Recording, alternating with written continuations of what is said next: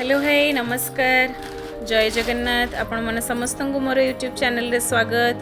मु रेडी हो जाइली रेडी होइकी मोर मजिया खुड़ी सासू घर को बाहरी जाइली। चलतु वीडियो टी स्टार्ट करवा।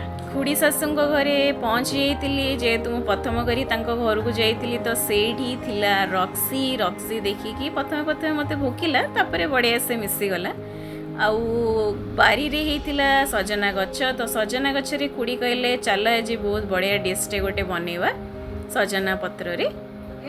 एपटे आपण माने देखि परथुबे सजना पत्र जाकू बहुत बढ़िया से पूरा छिंडे नेथिली। सेपटे गोटे कंसारे टिके बेसन आउ हळदी गुंड आउ टिके लंका गुंड आउ काटिकी रखिथिबा कंचा पियाज को ऐड करि नेथिलु। तापरे सेतिरे मो बड़ खुड़ी सासू कहले स्पेशल जिनसटा ऐड करियार अछि जोटा कि टेस्टटा पूरा बढ़ाई देबो सेटा हैला जीरा आउ जीरा ऐड करि सरला परे तापरे स्वाद अनुसार लूण को सेतिरे ऐड करा ही जाइतिला।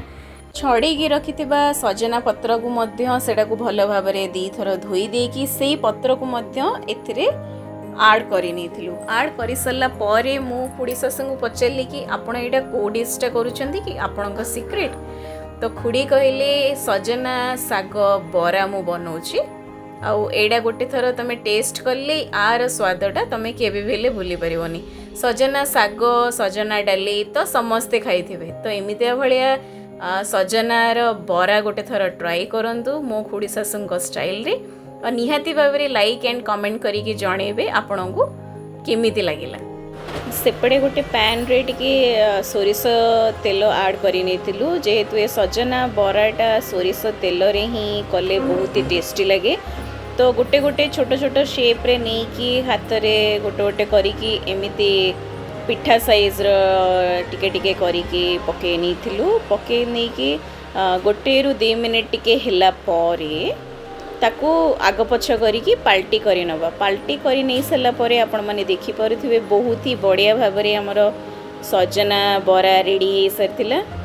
एपड़े मोर बड़ दादा ससुर आनी देथिले चिंगुड़ी तो से चिंगुड़ी को बढ़िया से भाजी की गोटे करे रे तेल भुसुंगा पत्र पियाज गोटा मसला को नेकी गोल्डन ब्राउन पियाज हे सला परे सेतिरे अदा रसुण पेस्ट को ऐड करि नेथिली।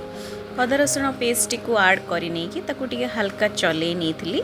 चले सरला परे सेतिरे सबु स्वाद अनुसार लूण हळदी गुंड और शुक्ला लंका को पकेकी आपण मसलार कलरटा देखि परथिबे। आउ हाँ पाचिला टमाटर मध्य एथिरे गोटे ऐड करि नेथिली। तापरे भाजी की रखिथिबा चिंगुड़ी और आलू को एथिरे ऐड करि नेथिली। ऐड करि नेकी बहुत बढ़िया से मिसई देथिली। आपण चिंगुड़ी आलू तरकारी रो फुल वीडियोटा ऑलरेडी मो चैनल रे पाई जिबे। स्वाद अनुसार पानी ऐड कर देकी झोलटी को फुटिया पई छाड़ी देथिली और लास्ट गरम मसाला पके देकी रेडी कर देथिली चिंगुड़ी आलू झोल। सेपटे खुड़ी कहले कि चलो पोटल आलू रे भी बहुत बढ़िया आइटम टे गोटे बनैबा पोटल आलू कषा। पोटल आलू को सोरष तेल रे भाजी की काढ़ी नेथिलु। तापरे से सेम करी रे टिके गोटा मसला को ऐड करि देकी काटी की रखिथिबा कंचा पियाज को मध्य सेतिरे ऐड करि नेथिलु। ऐड करि नै सरला परे ताकू टिके हल्का गोल्डन ब्राउन हेला भलिया टिके चले नेथिलु। चले सरला परे खुड़ी कहले सेतिरे यदि टिके रेड चिली पाउडरटा ऐड करा जाए तो तार कलरटा बढ़िया आसीबो। तो सेडा को ऐड करि नै सरला परे बाटी के रखिथिबा अदा रसुण पेस्ट को मध्य ऐड करि नेथिलु। हल्का टिके पानी को सेतिरे ऐड करि नेकी सेटा को हल्का चले नै सरला परे मसला रु जेतबेले हल्का हल्का तेल छाड़ीबा स्टार्ट हो जाइतिला तापरे भाजी की रखिथिबा पोटल आलू को सेतिरे ऐड करि नेथिलु। ऐड करि नै सरला परे ताकू टिके हल्का आग पछ उल्टा पाल्टा टिके करि सरला परे सेतिरे स्वाद अनुसार टिके पानी को मध्य ऐड करि नेथिलु। ऐड करने की 5 रु 10 मिनिट फुटे सरला परे सेडा भी हमर पोटल आलू कषा रेडी हो जाइतिला। एपटे खुड़ी कहले कि चलो तुमको आउरी गोटे बढ़िया टेस्टी वाला आइटमटा कोचे जोड़ा कि भजा बादाम पियाज लूण लंका से ऐड करिकी बढ़िया से ताकू कुटी नेथिले। एपटे हमर थाली रे गरमा गरम खाना चिंगुड़ी आलू झोल को बंधाकोबी भजा सालेड भात डाली सजना बरा को बादाम छेचा संगे रेडी हो जाइतिला खाइबाटा। जदि मो चैनल रे नुआ अछंती तो चैनल टी को प्लीज सब्सक्राइब कर देबे। आउ हाँ लाइक कमेंट एंड शेयर करबा पई जम्मा भूलिबेनी। रहिली जय जगन्नाथ।